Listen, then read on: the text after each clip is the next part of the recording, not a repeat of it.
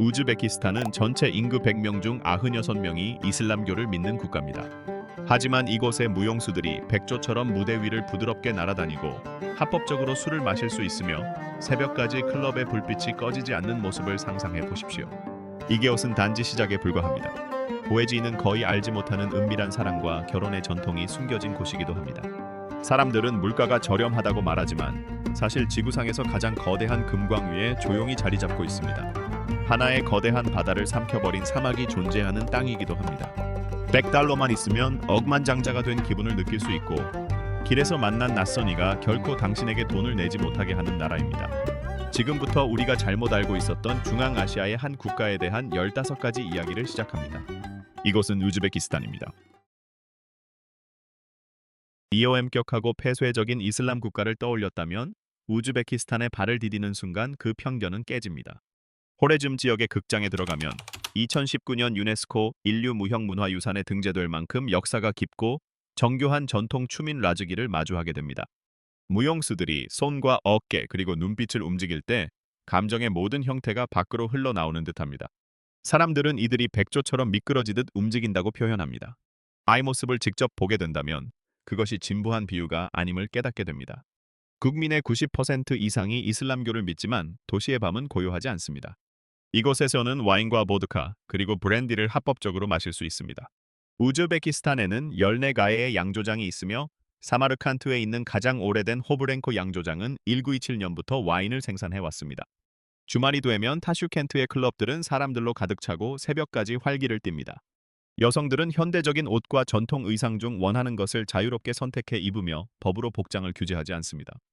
여기서 한 가지 강조할 점은 우즈베키스탄 사람들이 방문객들에게 자신들의 여성들을 존중해달라고 솔직하게 요구한다는 것입니다. 그 아름다움을 진정으로 존중하는 방법은 허락 없이 카메라를 들이대는 것이 아니라 라즈기의 우아함과 전통 의상의 세련미를 있는 그대로 바라보는 것입니다. 이곳에서요, 아름다움은 상품이 아니라 소중히 간직되는 가치입니다. 15번째 사실부터 기존의 고정관념은 산산조각이 납니다.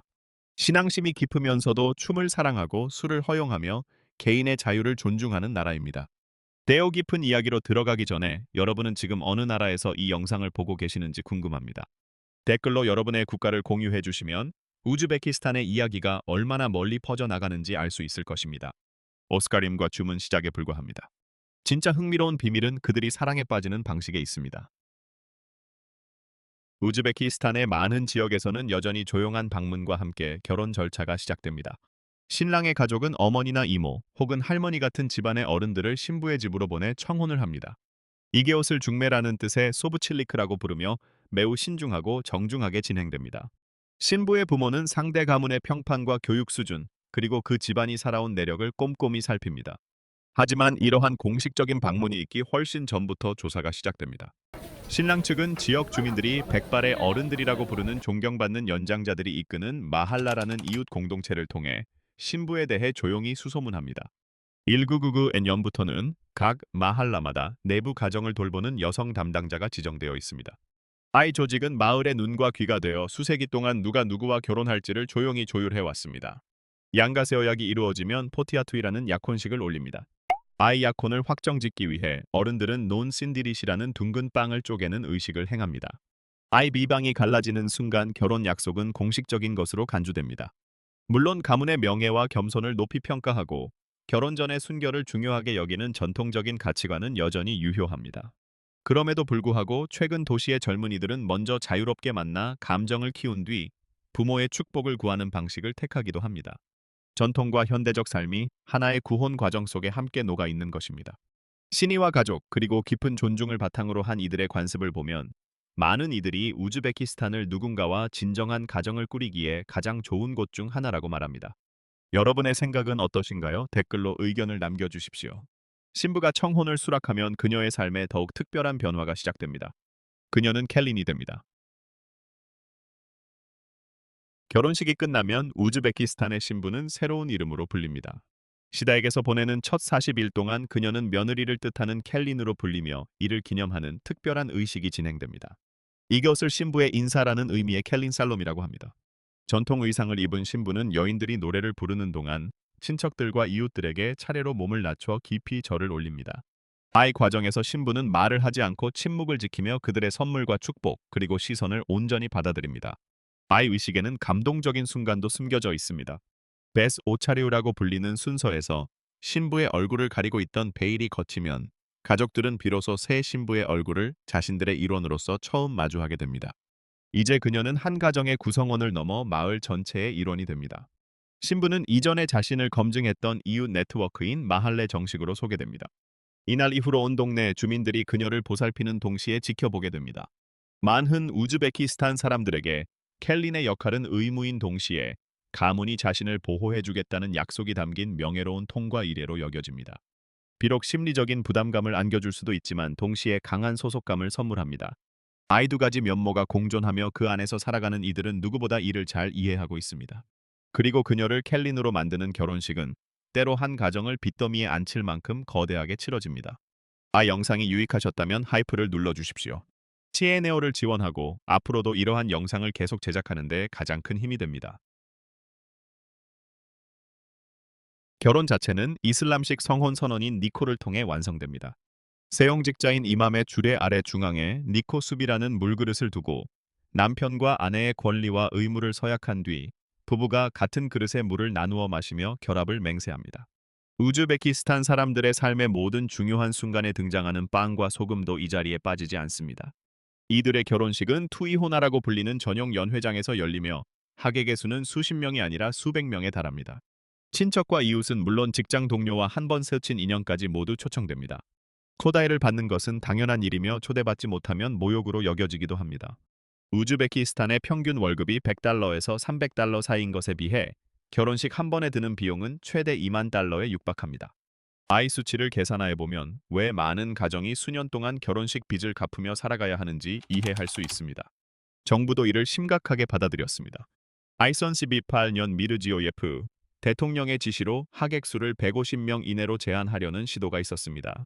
잔치를 위해 고기 20kg을 잡는 대신 가난한 이웃의 집을 페인트 칠해주거나 TV를 한 대 사주는 것이 더 낫다는 구체적인 권고도 있었습니다.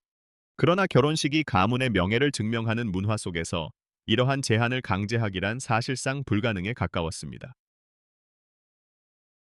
타슈켄트의 은행 창구에서 100달러짜리 지폐 한 장을 건네면 벽돌처럼 두꺼운 현금 뭉치를 받아서 나오게 됩니다.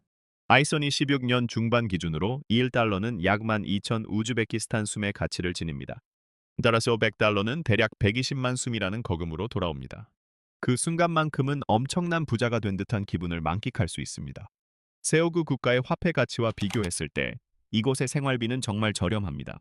시장과 판다에서 파는 양고기, 꼬치구이나 제철 과일과 견과류, 한 대접은 많아야 몇 달러 정도면 충분히 즐길 수 있습니다. 키질큼 사막 한가운데에는 우주에서도 보일 만큼 거대한 구덩이가 있습니다. 무른타우라고 불리는 이곳은 지구상에서 가장 큰 노천 금광입니다.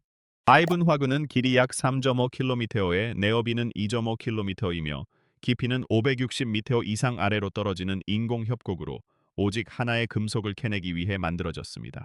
아이 안에 묻혀 있는 금의 양은 약 1억 4천만 온스로 수천 톤에 달하는 규모로 추정됩니다. 아이 광산 한 곳에서 국가 전체 금 생산량의 약 90%가 나오며 우즈베키스탄은 매장량 기준으로 세계 5위 안에 드는 금 부국입니다. 아이손이 14년에는 약 129톤을 채굴하여 세계 10위권을 기록했습니다. 하지만 잠재된 매장량은 전 세계 최상위권에 위치합니다. 아이손이 15년 상반기 7달 동안에만 해외에 약 76억 달러어치의 금을 수출했으며 이는 전체 수출액의 40%에 육박하는 수치입니다. 금은 시작에 불과합니다. 아이 땅 밑에는 은, 우라늄과 천연가스, 그리고 석유와 석탄이 묻혀 있습니다. 리도한 들판에서는 지구상에서 가장 많은 양의 면화가 재배되고 있습니다. 현금을 벽돌처럼 들고 다니고 100달러가 횡재처럼 느껴지는 이 나라는 사실 중앙아시아에서 가장 풍요로운 광물 창고를 보유하고 있습니다. 기어티 보기에는 물가가 싸고 소박해 보이지만 실제로는 거대한 금산 위에 서 있는 것입니다. 그러나 이 모든 풍요로움 속에서도 이 땅은 과거에 그 어떤 황금으로도 되살릴 수 없는 소중한 것을 잃어버렸습니다. 바로 바다 전체를 잃은 것입니다. 일곱 번째 이야기입니다. 아이손 960년대 우즈베키스탄 지도를 보면 북서부 지역에 거대한 푸른빛의 수역을 발견할 수 있습니다. 한데 세계에서 네 번째로 큰 호수였던 아랄헤로, 그 면적은 약 6만 8천 제곱킬로미터에 달했습니다. 하지만 오늘날 지도를 보면 그 대부분이 사라졌습니다. 단순히 줄어든 것이 아니라 완전히 소멸했습니다. 그리고 그 자리에 아랄쿰이라는 새로운 사막이 들어섰습니다. 1960년대 구소련의 계획가들은 사막에서 면화를 대량으로 재배하기로 결정했습니다. 이를 위해 아랄해로 흘러들던 두 개의 거대한 강인 아무다리아 강과 시르다리아 강의 물줄기를 거대한 인공수로로 돌렸습니다. 강물줄기가 끊긴 바다는 증발하기 시작했습니다. 수십 년에 걸쳐 물이 빠져나가다가 2007년 무렵에는 대부분 마른 땅으로 변해버렸습니다. 면화 재배 계획 자체는 성공적이었습니다. 1988년에 우즈베키스탄은 지구상의 그 어떤 나라보다 많은 면화를 수출하게 되었습니다. 수확은 대성공이었지만 그 대가는 수자원의 고갈이었습니다. 농작물을 얻기 위해 바다 전체를 맞바꾼 셈입니다. 무이낙이라는 마을은 이 비극적인 역사를 고스란히 보여줍니다. 과거 이곳은 구소련 전체 수산물 어획량의 상당 부분을 책임지던 유일한 어업 항구였습니다. 하지만 오늘날 무이낙은 가장 가까운 물가에서 150km나 떨어진 내륙이 되었습니다. 항구가 잇대온 자리에는 녹슨 어선들이 모래판 위에 쓰러져 있으며 사막 한가운데에 배들의 무덤이 형성되었습니다. 말라버린 바닥에서는 화학 물질이 섞인 먼지와 소금 가루가 바람을 타고 날아다니며 남아있는 주민들은 건강 악화라는 가혹한 대가를 치르고 있습니다. 그러나 이 이야기가 절망으로만 끝나는 것은 아닙니다. 저 멀리 북쪽 카자흐스탄 영토 내에서는 코카랄이라고 불리는 13km 길이의 댐이 조용히 바다의 일부를 되살려내고 있습니다. 아이선 25년까지 그곳의 수위는 40% 이상 상승했으며 물고기가 돌아오고 어획량도 다시 수천 톤 단위로 회복되었습니다. 우즈베키스탄에 속한 남쪽 절반은 여전히 사막으로 남아있지만 조금씩 돌아오는 물줄기는 우리가 저지른 실수를 아주 조금은 되돌릴 수 있다는 희망을 보여줍니다. 그리고 한때 바다를 말려버렸던 그 역동적이고 세속적인 변화의 흐름이 이 나라가 가진 가장 큰 신비로움을 설명해줍니다. 인구의 약 96%가 이슬람교를 믿는 나라가 어떻게 해당 지역 전체에서 가장 개방적인 세속주의 국가 중 하나가 될 수 있었을까요? 그 시작은 법률에서 찾아볼 수 있습니다. 아이선이 13년에 가해정된 우즈베키스탄 헌법은 이 국가를 세속 국가로 규정하고 있습니다. 종교는 정부와 공식적으로 분리되어 있으며 모든 신앙은 법 앞에 평등합니다. 약 70년 동안 구소련은 중앙아시아 전역에서 종교를 공적 생활에서 배제하기 위해 강한 압박을 가했습니다. 모스크는 문을 닫았고 신앙은 숨죽였으며 세속적인 습관이 문화 깊숙이 자리 잡았습니다. 이후 1991년 구소련이 붕괴하고 독립이 찾아오면서 이슬람교가 다시 부활했지만 그것은 세속적인 틀을 깨는 것이 아니라 그 틀 안에서 성장했습니다. 신앙은 마음속으로 돌아왔고 국가는 공공광장을 지켜냈습니다. 이러한 자유는 실제하지만 절대적인 것은 아닙니다. 와인을 허용하는 바로 그 정부가 종교에 대해서는 여전히 신중한 통제를 유지하고 있습니다. 종교 지도자들은 히잡 착용과 수염 기르기를 자제하라고 권고해 왔습니다. 타인을가 애종시키기 위한 전도 활동에도 제한이 따릅니다. 그리고 2024년과 2025년에는 술을 판매하지 않는 일부 할랄 전용 식당들에 대해 당국이 제재를 가하기도 했습니다. 이곳에서의 신앙의 자유는 허용되는 만큼이나 면밀하게 감시받고 있습니다. 이게옷이 바로 이 땅의 진짜 모습입니다. 같은 거리에 모스크와 교회가 함께 자리 잡고 있습니다. 와인이 흘러넘칩니다. 아무도 오스카림을 간섭하지 않습니다. 그리고 개어의 모든 이들이 마음속으로 조용히 신을 믿고 있습니다. 여기서 여러분께 질문을 드립니다. 깊은 신앙과 개방적인 자유가 공존하는 우즈베키스탄의 이러한 조화가 여러분에게 영감을 주나요? 아니면 놀라움을 안겨주나요? 그 이유를 댓글로 들려주십시오. 참고로 이러한 포용성은 결코 새로운 것이 아닙니다. 그것은 실크로드 위에서 1000년이 넘는 세월 동안 쌓여온 것입니다.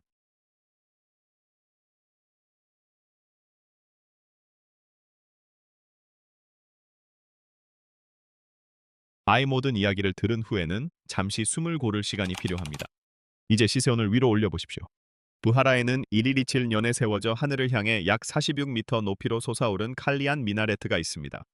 징기스칸이 아이 지역을 휩쓸며 도시를 평평하게 무너뜨렸을 때도 이 탑 하나만큼은 그대로 남겨두었다고 전해집니다. 그 웅장함의 깊은 감명을 받았기 때문입니다. 현지 전설에 따르면 낙타 우유와 달걀을 섞은 반죽으로 벽돌을 쌓았다고 하며 9세기가 지난 지금까지도 굳건히 서 있습니다. 사마르칸트에는 에스이가의 메드레세로 둘러싸인 광장인 레기스탄이 있습니다. 그 거대한 정면은 해, 질녘 사막 하늘의 깊은 코발트 블루와 따스한 황금빛을 담은 모자이크로 감싸여 있습니다. 수많은 여행자들에게 이곳은 실크로드 전체에서 가장 아름다운 풍경으로 꼽히며 단 한 장의 사진만으로도 그 이유가 설명됩니다. 부하라의 역사지구는 1993년 유네스코 세계문화유산으로 지정되었습니다.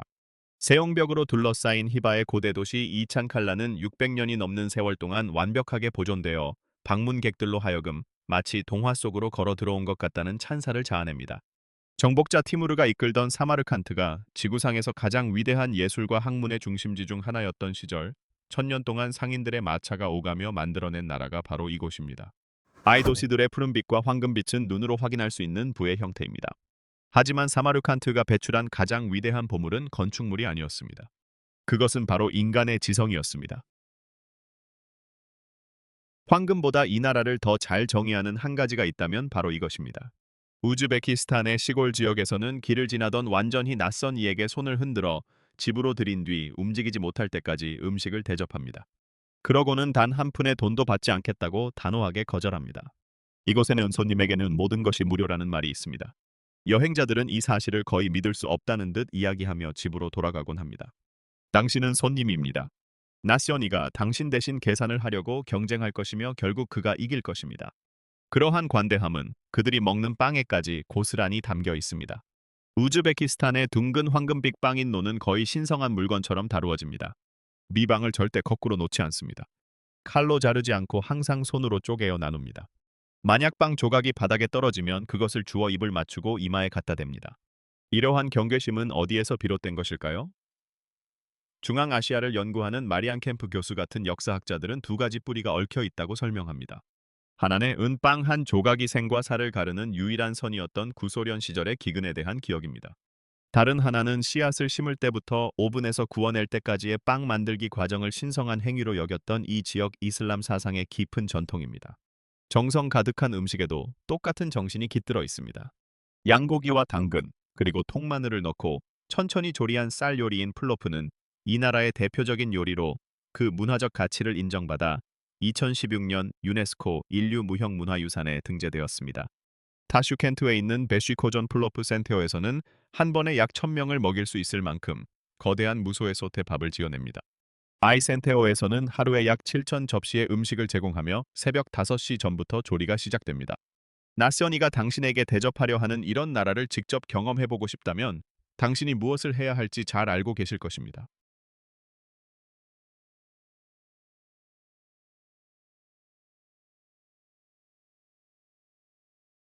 여러분이 스마트폰 앱을 열거나 영상을 시청하고 컴퓨터가 데이터를 분류하도록 할 때마다 매번 이곳에서 탄생한 단어에 의지하고 있는 셈입니다.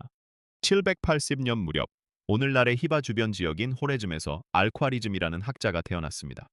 그는 종종 대수학의 아버지로 불립니다. 실제로 대수학을 뜻하는 영단어는 그의 위대한 저서 제목에 포함된 알자브르라는 단어에서 곧바로 유래했습니다. 그리고 알고리즘이라는 단어 역시 그의 이름을 라틴어화한 알조리트미에서 나온 것입니다.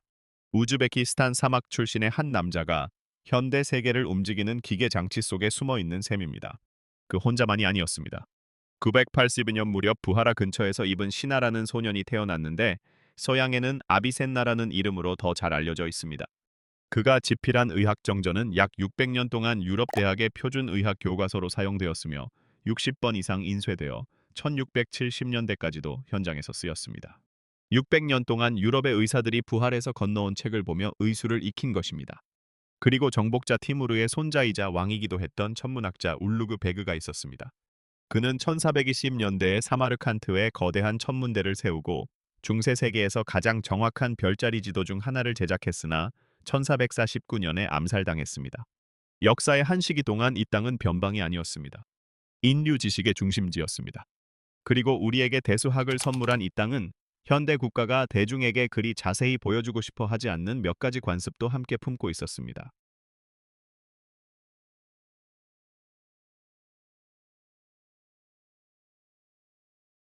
관습은 현재 국가 차원에서 적극적으로 지원하려 노력하는 과거의 잔재입니다.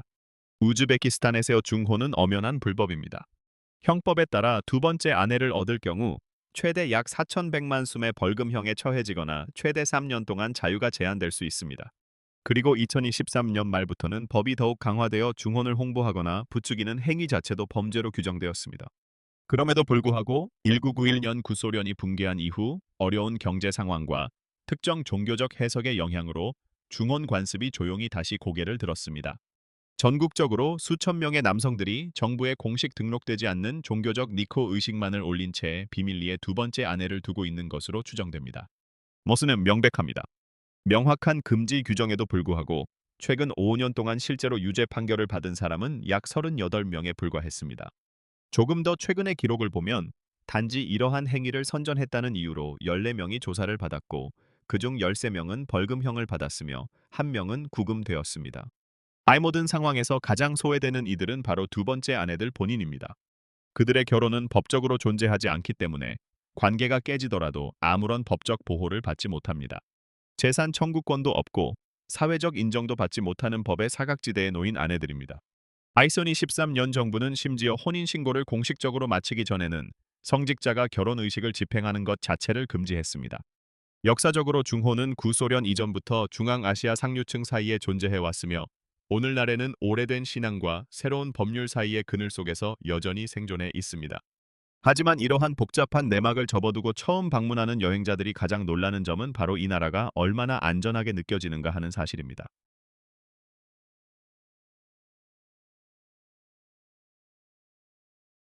우즈베키스탄은 최근 발표된 여성 단독 여행 안전지수에서 세계 1위를 차지했습니다. 미국 국무부는 이 나라를 가장 안전한 등급인 1단계로 지정하여 일반적인 주의만 기울이면 되는 수준으로 분류했습니다. 이는 서유럽의 많은 국가들과 동일한 안전 등급입니다. 구체적인 통계 수치들도 이러한 체감 안전도를 뒷받침합니다. 강력 범죄 지수가 매우 낮게 나타나며 인구 10만 명당 살인 범죄율은 연간 약 1건 수준에 머무릅니다. 여행자들은 늦은 밤에 타슈켄트나 사마르칸트 혹은 부하라와 히바의 거리를 걸어도 전혀 불안감을 느끼지 않는다고 말합니다. 이러한 안전은 앞서 언급한 끈끈한 이웃 공동체인 마할라의 역할 덕분이기도 합니다. 모든 주민이 서로를 알고 있는 골목길이기에 문제를 일으키려는 낯선 이가 숨을 곳은 존재하지 않습니다. 이러한 입소문이 퍼지면서 2025년에는 당초 목표치를 훨씬 웃도는 약 1200만 명의 관광객이 이 나라를 찾았습니다. 물론 사소한 불편조차 전혀 없는 곳은 아닙니다. 세계 어느 나라에서나 그렇듯 택시 기사가 외국인 관광객에게 요금을 올려받으려는 행동 등은 나타날 수 있습니다. 그러나 방문가액을 겨냥한 심각한 범죄는 극히 드물며 앞서 언급한 현지인들의 따뜻한 환대 문화가 그 바탕에 자리 잡고 있습니다. 안전하고 유서 깊으며 관대한 이 나라에는 아직도 실화가 맞는지 의심스러울 정도로 신기한 사실들이 숨겨져 있습니다.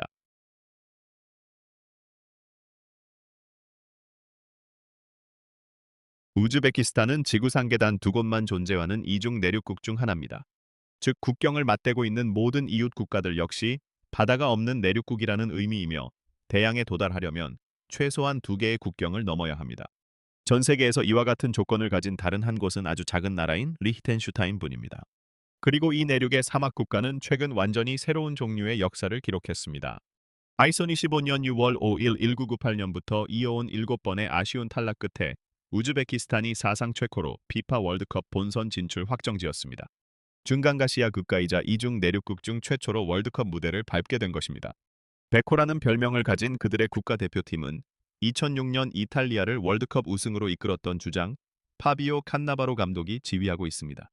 타이문의 역대 최다 득점자인 엘도르 쇼무로도프 선수가 활약 중이며 2025년 1월 맨체스터 시티에 입단하며 우즈베키스탄 선수 최초로 잉글랜드 프리미어리그에 진출한 압두코디르 후사노프 선수도 포진해 있습니다. 아이손이 16년 중반 현재 이 사막 국가는 역사상 첫 번째 월드컵 경기를 치르고 있습니다. 1977 N년회가 개통된 타슈켄트 지하철은 중앙아시아 최초의 지하철 교통망이었습니다. 또한 유사시 핵방공호 역할을 겸하도록 설계되었기 때문에 41년 동안 내부 사진 촬영이 법으로 금지되어 있었습니다. 1918년에 마침내 이 촬영 금지 조치가 해제되면서 샹들리에와 조각된 대리석으로 꾸며진 지하 궁전 같은 지하철역들의 화려한 모습이 비로소 세상에 공개되었습니다. 개오리를 달리는 자동차들을 보면 거의 대부분이 쉐보레 브랜드입니다. 오랜 기간 이어진 현지 생산 합작 투자 덕분에 우즈아토와 제너럴 모터스의 파트너십이 시장 점유율의 약 90%를 차지하고 있으며 새로 판매되는 차량 10대 중 9대가 이 브랜드 제품입니다.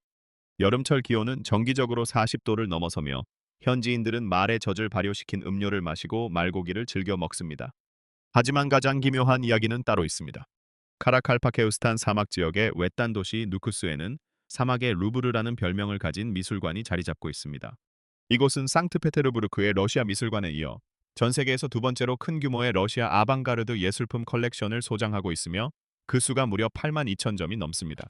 이고르 사비츠키라는 한 남자가 구소련 당국이 금지했던 예술 작품들을 구하기 위해 모든 위험을 감수했고 공산당의 감시망에서 가장 멀리 떨어진 이곳에 작품들을 숨겨둔 덕분입니다. 신기하고 오래도였으며 황금이 가득하고 자유로운 나라입니다. 하지만 아이 모든 것들보다 우즈베키스탄을 가장 잘 나타내는 한 가지는 따로 있습니다. 세계의 많은 이들에게 우즈베키스탄은 축구 변방으로 인식되곤 했습니다. 하지만 2025년 6월 5일 그 인식이 완전히 바뀌었습니다. 아랍에미리트 원정 경기에서 거둔 무승부만으로도 국가대표팀은 역사상 처음으로 피파 월드컵 본선 진출권을 따내기에 충분했습니다. 과거 7번의 실패를 딛고 마침내 중앙아시아 국가 중 최초로 월드컵 본선 무대에 오르는 쾌거를 이룩한 것입니다. 아이 영상을 기록하는 지금 그들은 더 이상 예선 통과를 위해 싸우지 않습니다. 아이미 월드컵의 당당한 일원입니다. 그들은 현재 미국과 캐나다 그리고 멕시코 전역에 걸쳐 개최되는 자신들의 첫 번째 본선 대회를 치르고 있습니다. 아이 여정이 얼마나 거대한 발자취인지를 이해하려면 그 시작점을 되짚어 보아야 합니다. 오라이도엔 역사책 속의 작은 기록으로 남을 법한 한 비행기 추락 사고의 비극을 떠올려 보십시오. 1979년 이 나라의 명문 구단이었던 파우타코르는 상공에서 발생한 충돌 사고로 인해 17명의 선수와 코칭 스태프를 한꺼번에 잃었습니다. 한 세대의 뛰어난 축구 인재들이 단 하룻밤 사이에 사라져버린 것입니다. 당시 리그는 팀의 재건을 돕기 위해 다른 구단들에게 선수 지원을 요청해야만 했습니다. 그 고통스러웠던 순간으로부터 거의 50년이 흐른 지금 마침내 첫 번째 월드컵 출전이라는 결실을 맺은 것입니다. 이 나라가 도달한 거리가 바로 이만큼입니다. 이러한 성장은 결코 우연히 찾아온 것이 아닙니다. 시용소년 대표팀은 2023년 아시안 19세 이하 챔피언십에서 우승을 차지했습니다. 아비드 코디르 후사노필 선수는 2025년 1월 약 4천만 유로의 이적료로 맨체스터 시티의 둥지를 틀며 우즈베키스탄 선수 최초로 잉글랜드 프리미어리그 무대를 밟았습니다. 대표팀의 주장인 엘도르 쇼무로도프 선수는 국가대표팀 역사상 최다 득점자이며 2022년 로마 소속으로 유럽 대회 우승컵을 들어 올린 바 있습니다. 그리고 이제 감독석에는 과거 선수 시절 직접 월드컵 우승 트로피를 들어 올렸던 파비오 칸나바로가 서 있습니다. 그렇다면 우리는 이 나라를 어떻게 바라보아야 할까요? 와인을 허용하는 이슬람 국가입니다. 물가는 저렴하지만 황금으로 치장된 곳입니다. 현대교대한 바다를 품었던 사막이기도 합니다. 당신이 가지고 있던 모든 선입견을 우즈베키스탄은 조용히 뒤집어 놓습니다. 하지만 아이 모든 사실들을 다시 돌이켜 보았을 때 머릿속에 가장 오래 남는 것은 사막 밑에 묻힌 황금이나 사마르칸트의 푸른 타일이 아닙니다. 그것은 바로 활짝 열려 있는 문입니다. 당신이 돈을 내지 못하게 말리는 낯선 이의 손길입니다. 바닥에서 주워 올려 입을 맞추던 빵 조각입니다. 한겨리에서 평화롭게 공존하는 모스크와 교회입니다. 몽골과 구소련, 그리고 거대한 계획을 품었던 정복자들이 이 땅을 거쳐갔고 결국 그들 모두는 떠났지만 그들의 환대 문화만큼은 이 자리에 그대로 남았습니다. 에어쩌면 그것이 우즈베키스탄이 가진 진짜 신비로움일지도 모릅니다. 그리고 그것은 우리 자신을 비추는 거울이기도 합니다. 우리는 타인이 신을 믿고 결혼하고 기도하는 방식을 두고 너무나 쉽게 낯설다고 말하곤 합니다. 하지만 낯선 이방인을 하늘이 준 선물로 환대하는 이 땅의 사람들은 어쩌면 우리 대부분이 절반쯤 잊고 살아가는 인간다움의 본질을 여전히 이해하고 있는 것일지도 모릅니다. 진짜 황금은 결코 땅속에 묻혀 있지 않았습니다. 2년 동안 그것은 이 방인을 문 앞에서 맞이하는 그들의 마음속에 숨겨져 있었습니다. 시청해주셔서 감사합니다. 댓글을 남겨주시고 좋아요와 구독 버튼을 눌러주세요. 앞으로 더 재미있는 영상으로 찾아뵙겠습니다. 다음 영상에서 만나요.